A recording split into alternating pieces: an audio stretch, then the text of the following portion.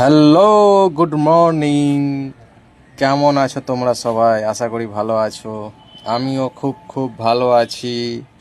আজকে একটি টাটা এসির ডোর ভাইজারে কাজ করছি, তোমরা দেখতেই পারছো। খুবই একটা সুন্দর ডিজাইন আমি তোমাদের সামনে নিয়ে হাজির। এরকম কাজ আমি করে থাকি। যদি কেউ করাতে চান তো অবশ্যই আমার সঙ্গে যোগাযোগ করতে পারেন। দেখতেই পারছেন খুবই সুন্দর একটি ডিজাইন। ভাবলাম তোমাদেরকে একটু দেখাই। এরকম সুন্দর সুন্দর কাজ ইত্যাদি কাজ করে থাকি।